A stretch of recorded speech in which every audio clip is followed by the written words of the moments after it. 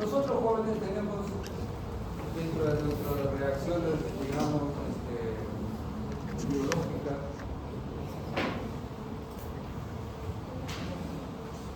una serie de respuestas que son adaptativas.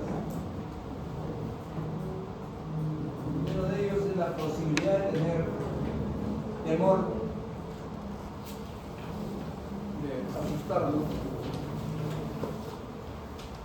y a veces desarrollar ansiedad. Es natural, es un proceso adaptativo defensivo, no necesariamente es una enfermedad.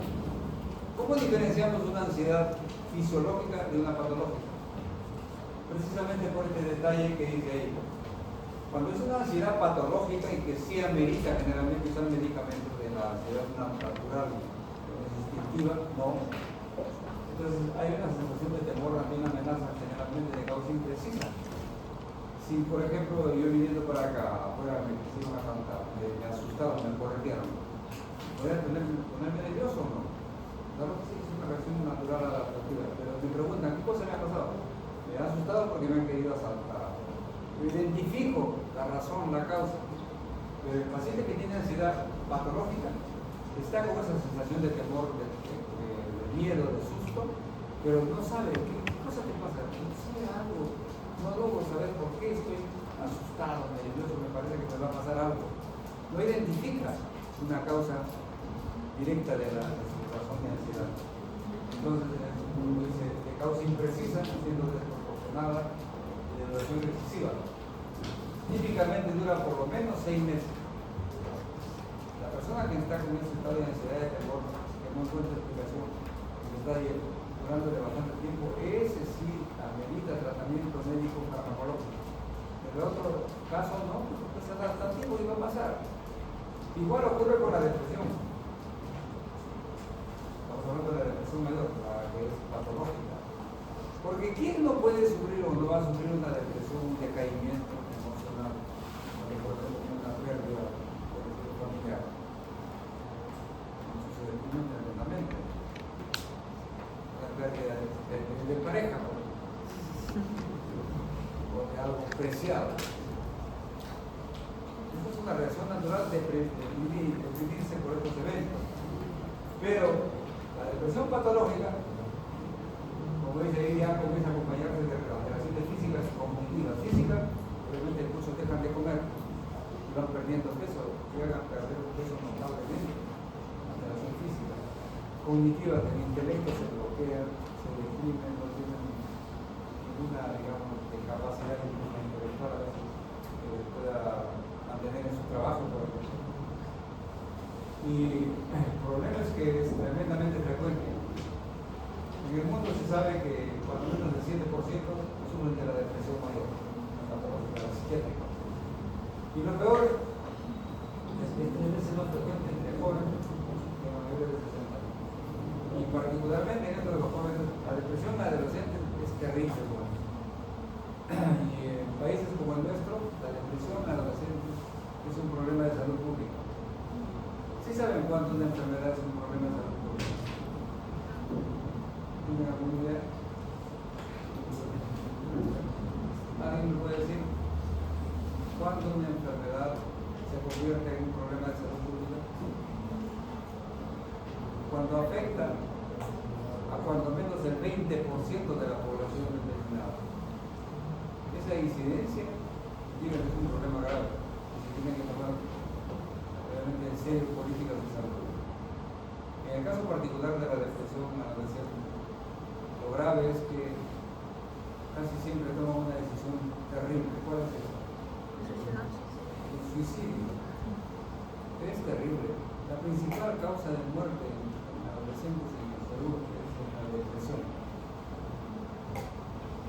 Y la depresión muchas veces, o la mayor parte de veces, es causada por la ruptura, la falta de apoyo familiar. El abandono familiar es terrible, pero no crean que estamos hablando de abandono familiar, el abandono físico, sino el abandono afectivo. Ya no hay ese acompañamiento que había antes de los padres con los hijos. No era un acompañamiento por los cursos, ¿no? Sino un acompañamiento afectivo en cuanto a estar pendiente de sus inquietudes, pendiente de sus problemas, sin estarse metiendo en la vida privada de ellos, pero sí dándoles un apoyo que podría ser un salvavidas. Entonces hay un problema gravísimo ahora en este asunto de la depresión adolescente. Conocí un caso complejo de las relaciones interpersonales. ¿Qué tanto significa la valoración de nuestras capacidades personales y de nuestro aspecto físico?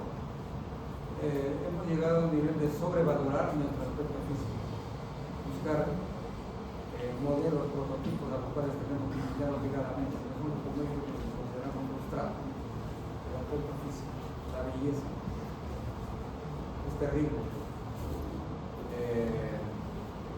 Ocurrió un caso de una adolescente, precisamente, que utilizando las redes, se contactó con un joven. Y este joven le envía su fotografía. Era un muchacho hermoso, atlético. Y ella comienza por ahí a seducirlo. Ella se sentía impresionada porque a alguien tan especial le gustaba, y tampoco era fea ella. Y él comienza ya luego a enamorarla y la convence de que sea su pareja por vía virtual. Pero después ya programa una visita física y comienzan a convivir. Y era 14 años. Y la mamá se entera de eso y lo prohibió. La chica armó un conflicto, incluso lo agredió a su madre, que desgraciadamente una madre separada del esposo. Y se armó una terrible relación madre y hija, que ella estaba prohibiendo que tenía esa relación que le parecía peligrosa. Y se enemistó totalmente con su hijo. Ella tenía que trabajar, la dejaba sola. Ya con ese constante, digamos, relación que tenía con su hijo, se llegó a enamorar obsesivamente y le pidió que incluso lo lleve, que quería vivir con él. Cuando le pide eso, él comenzó a zafar todo. ¿Y qué ocurre? Entonces, como para irse distanciando de ella, comienza a tratarla con cierto menosprecio. Y como ella le había mandado sus fotitos, era media gordita, entonces comenzó a tratarla.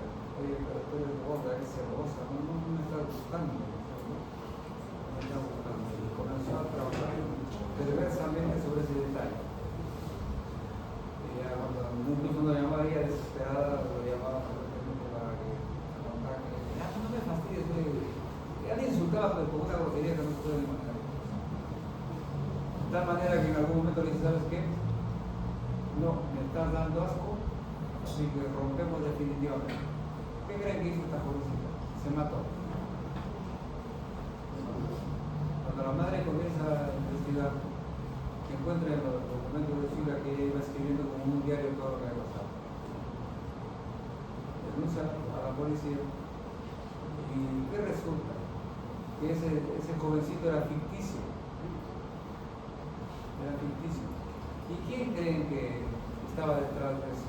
La mamá de una de sus compañeras de estudio que había tenido un conflicto y la había agredido a esta chica. La mujer perversa armó todo ese asunto para llevarlo a esta situación tan cruel de incluso suicidarse.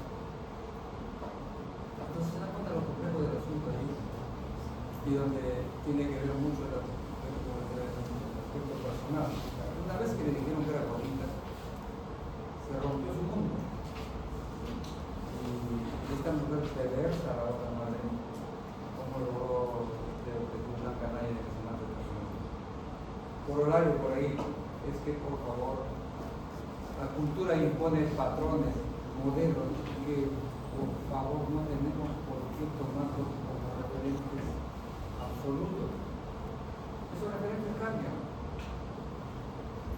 Por si acaso en la época medieval, el sinónimo de belleza creen que eran las mujeres casi famélicas como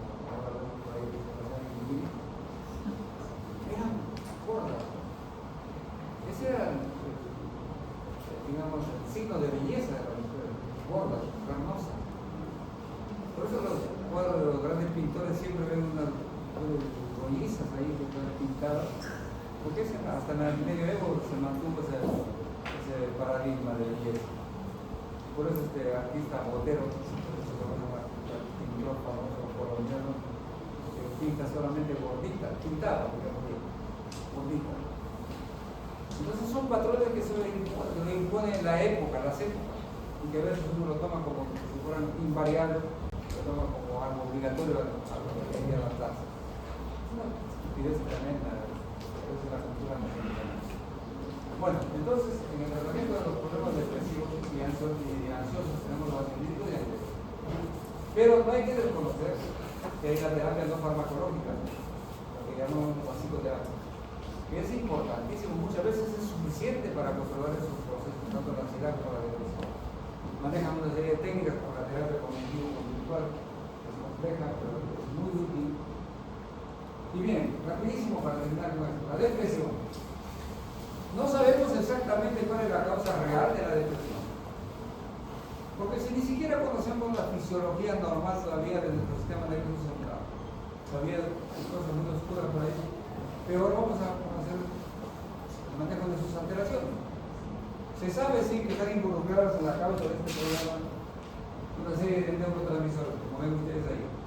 La noradrenalina, la serotonina, la dopamina, la glicolina, la endorfina y estos factores de introducción que son otro montón de sustancias endógenas. Entonces miren, la cantidad de sustancias endógenas que están involucradas en la depresión particularmente y sobre las cuales tendríamos que actuar farmacológicamente. Y cuando hablamos, por ejemplo, sobre la acetilcolina, tal vez podríamos mejorar el cuadro psiquiátrico del paciente. Pero, ¿qué pasa con la acetilcolina? El neurotransmisor del sistema parasimpático se va a afectar una infinidad de funciones biológicas. Y así con los demás. La serotonina tiene un rol extraordinario. La serotonina, como les he comentado pero alguna vez, que se sabe que uno de los que son los más grandes activadores de la conexiones neuronales. Tiene que ver con el intelecto. Y bueno, entonces, pero sí, cuando trabajamos sobre esos neurotransmisores, damos cierto beneficio terapéutico, como vamos a ver por acá. ¿Cómo pasamos? Uno de los grupos farmacológicos antidepresivos conocidos son los inhibidores de la monoaminoxidasa. ¿Cuál es el fundamento? La monoaminoxidasa es la enzima que degrada todas las aminas endógenas. Particularmente creo que les hablaba, ¿se acuerdan? Sobre la farmacología del neurovegetativa. Y les decía que cómo dejan de actuar los fármacos adrenérgicos o las sustancias endógenas adrenérgicas como la adrenalina y la noradrenalina por acción de la monoaminoxidasa, la MAO y la catecoloctometiltransferasa. Entonces, si nosotros trabajamos a este nivel, preservamos los catecolaminas endógenas, donde está la serotonina y la noradrenalina, entonces, mediante los fármacos como los inhibidores, va a prevalecer el neurotransmisor.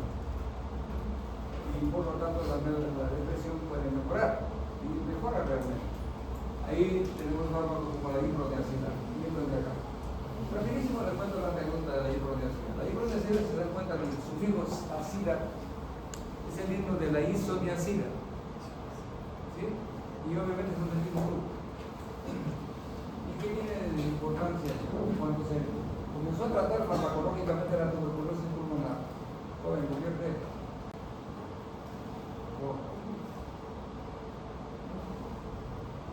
La tuberculosis jovencillos antes no tenía tratamiento médico. El paciente irremediablemente moría.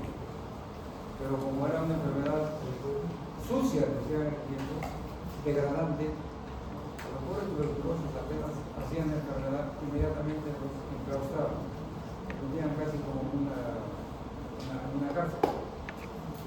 Eran apestados.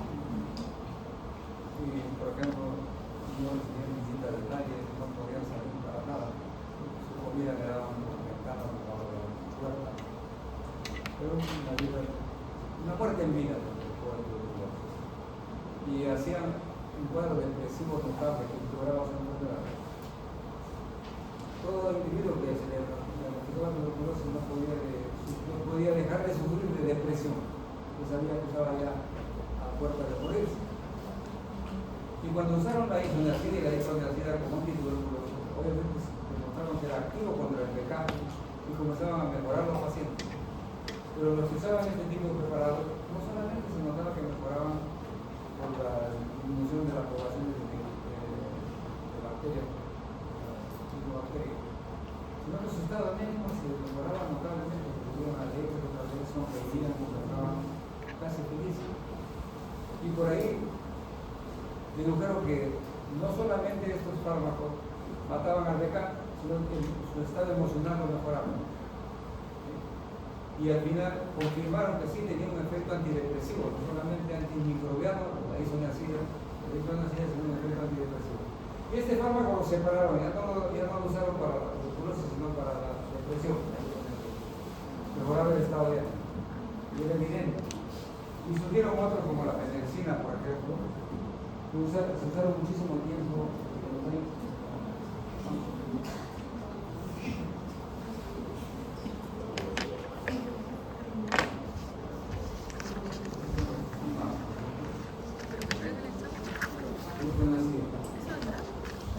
Luego se utilizaron los famosos lisípicos, otro grupo de antidepresivos que también tienen acciones sobre la toxina, noradrenalina, dopamina, etcétera, etcétera.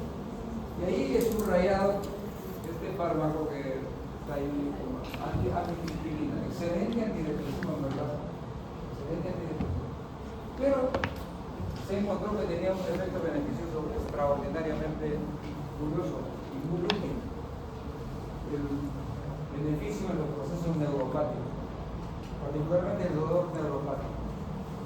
Ustedes conocen que hay varios tipos de dolor. El dolor somatosensorial, común, la fractura, la herida, el dolor visceral, los espásticos, víscera hueca, los cólicos, son completamente diferentes y que su tratamiento es completamente con fármacos diferentes.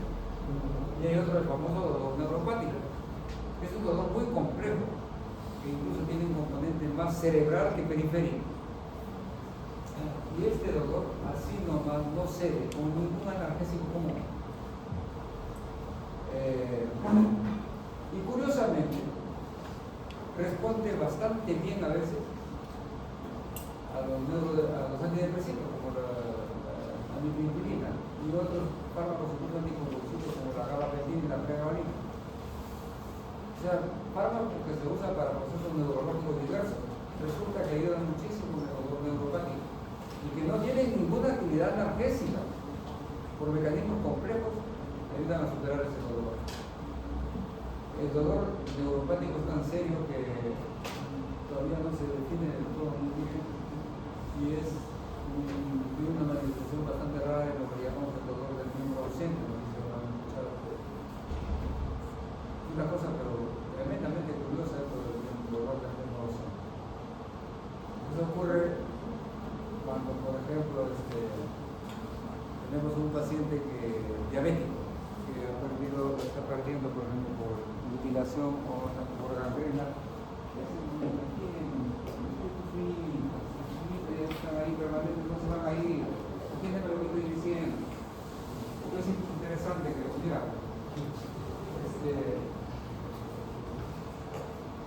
ocurre comúnmente que un paciente diabético descompensado, especialmente cuando no cumple con su dieta, no cumple con su tratamiento, son muy desarreglosos, como dice la gente comúnmente, llevan a complicaciones muy serias y muchas de ellas son de tipo vascular.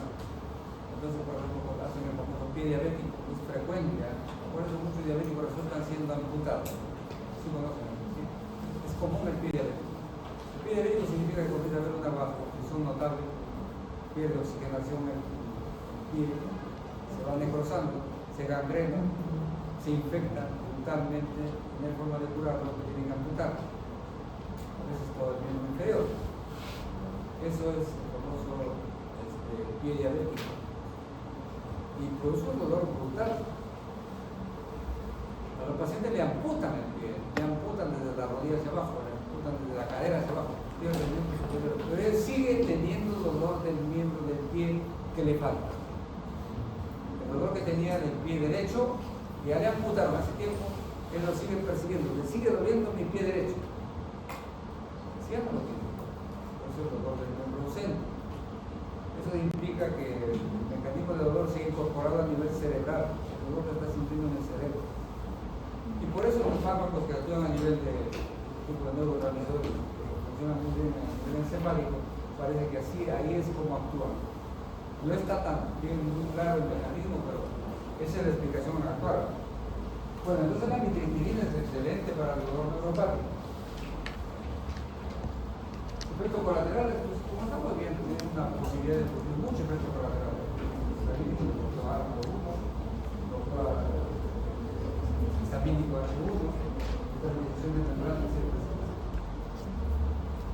Un grupo de antidepresivos que en verdad son bastante eficaces son los famosos ISRS. Eso significa inhibidores selectivos de la recaptación de serotonina. ISRS. Ahí tenemos como representante la fluoxetina, pero que después fue reemplazado por la sertralina. La sertralina se usa muchísimo ahorita como probablemente uno de los más comunes antidepresivos que tiene el mercado. Tiene otra ventaja, no presenta mucha interacción con otros drogas, como el grupo de la fluoxetina. Tiene la cantidad de colaterales que pueden tener tremendo. Y bueno, casi todas las funciones biológicas se afectan. Eso no lo sabe, la levoxilina, la vaccina, esto lo estoy dando mucha información para poder tenemos la mierda satina, etc. Hay tabletas, pero también a nivel de la recaptación de la misma, la y complicaciones. Esto hay que comentar un poquito. ¿Sí? El deprimido es aquel que llega hundido, tirado al suelo, emocionalmente muerto, paralizado. Y usamos los antidepresivos para elevar su estado de ánimo. Pero ¿qué ocurre? Que muchos de ellos paradójicamente resultan virantes, virajes. Llegan al otro extremo, de los deprimidos que estaban, se van al otro extremo. Se vuelven tremendamente hiperactivos, incluso agresivos, violentos. Esos son los maníacos. O sea, un paciente que estuvo tirado en el suelo, deprimido, con tratamiento podemos llevarlo sin que necesariamente estemos usando elevadísima. Es una respuesta. Se va al terreno de la hiperactividad, incluso la violencia, la agresión. Ese es uno de los riesgos del tiraje farmacológico a hipomanía o manía. Y hay tipos que se desenvuelven en esos dos polos. Son los maníacos depresivos. Estos pacientes ya requieren un tratamiento muy especial. Probablemente antidepresivo y uno muy particular como las sales de litio, que lo controla un poco. Uno de esos personajes nos gobernó en dos ocasiones. Era el típico matón, violento como ningún otro, y corrupto. ¿A quién creen que me estoy refiriendo? Ana García. Ana García era un paciente psiquiátrico, nunca debería lograr gobernar. Un paciente psiquiátrico que no gustar obviamente sabe que tiene una terapia muy rígida para poderse siquiera, para poder aparentar que estaba un poco normal. Pero una vez tuvo una actitud que lo pintó de cuerpo entero y lo fue transmitido a nivel nacional por televisión. Cuando él salía, pues siempre a bañarse en multitud, salía ese gesto que tenía, así, robando pantalla. Y un pobrecito, un casi mendigo, que obviamente lo admiraba, se atrevió a ponerse en su delante y también hacía las pedidas, aplausos para la cartera. ¿Qué hizo este miserable? Le dio un puntapié brutal que lo tiró contra el público. Ese es el típico miserable patológico, como el canalla ese que me lo llama. Creo que tendrán ustedes probablemente uno de los gobiernos más, aparte de futbolismo, de los más poderosos y de los más incompetentes, porque llegó una crisis extraordinaria, pues, pasaron de los años 85 por ahí. Nunca tuvimos una crisis económica tan seria como la del primer gobierno que tuvo. ¿Saben? El sol se devaluó de tal manera que yo me acuerdo que en ese tiempo ganaba 15 millones de soles mensuales. Recuerdo que para comprarme un par de zapatos fui con una bolsa del mercado llena de billetes para comprarme un par de zapatos. Una inflación pero brutal que nunca se ha conocido en el mundo. Todo por una serie de maniobras que hizo el miserable para SSI. Solo es una. Por si acaso, ¿para qué diablos se comentaba esto? Por ahí en la red de aquí en la ciudad, un personaje por ahí, por si acaso, señores de se les exhorta a que cuando estén en clase no tienen que hacer ningún comentario político. Creo que estaban diciendo bien. Pero simplemente me dio ganas de reconocer de no es una mala intención. Se ve que estamos cumpliendo un mandato que estableció el filósofo griego Aristóteles. Aristóteles definió al ser humano, escúchenme, que somos seres humanos que diferenciamos del resto de animales. ¿Por qué?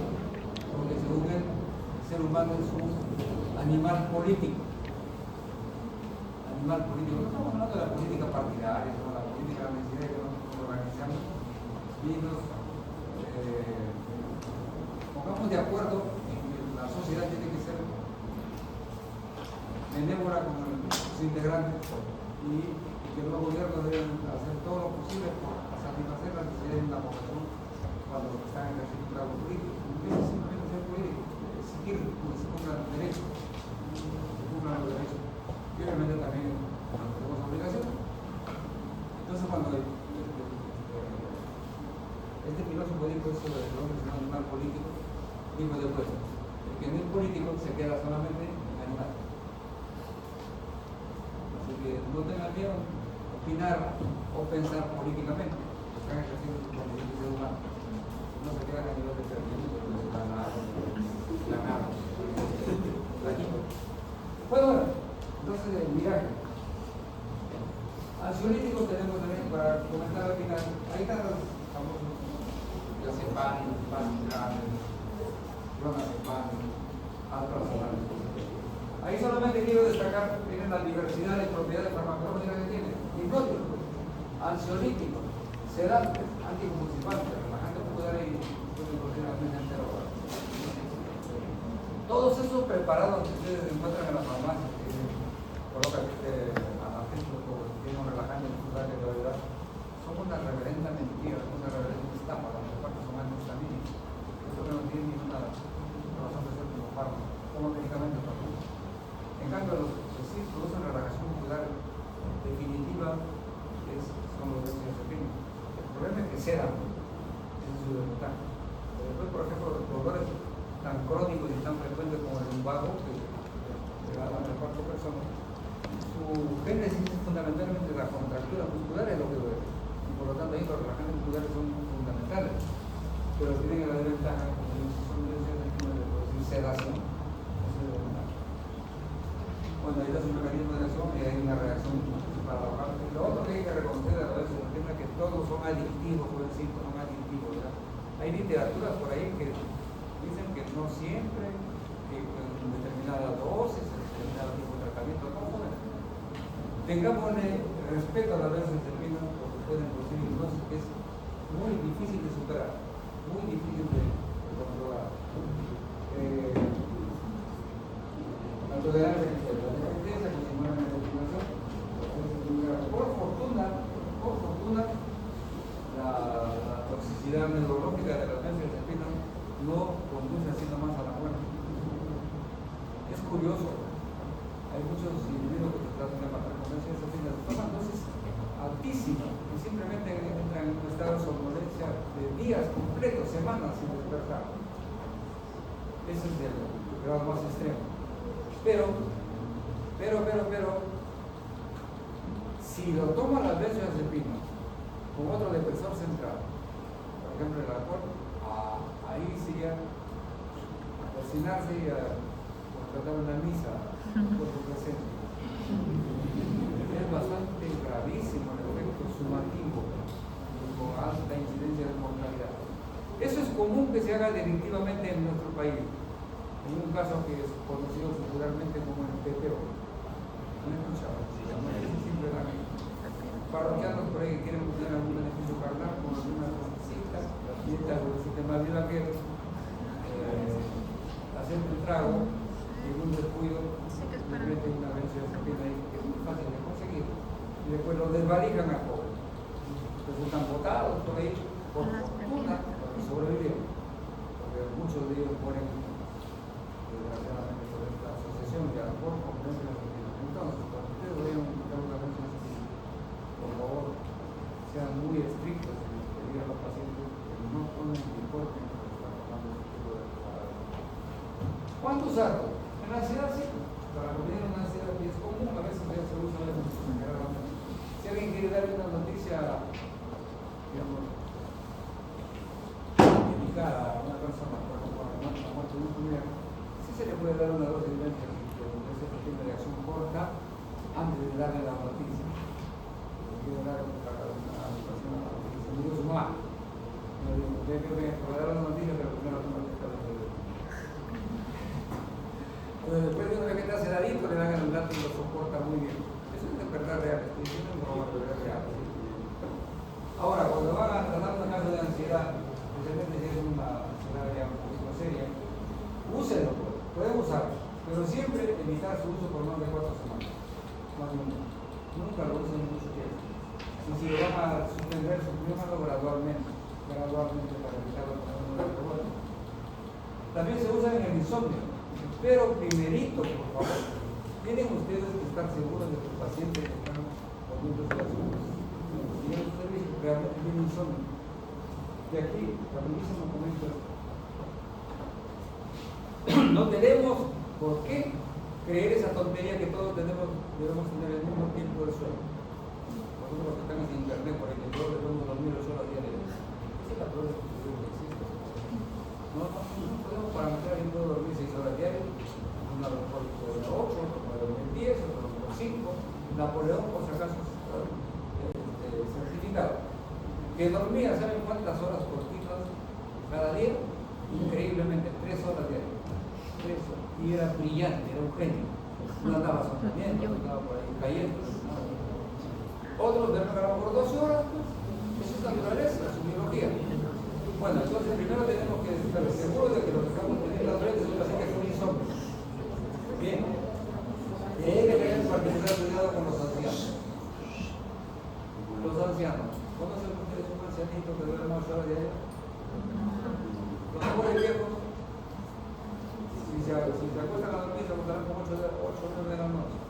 Y a las 2 de la mañana están despertados por ahí, probando todo el mundo, haciendo bulla, haciendo cosas.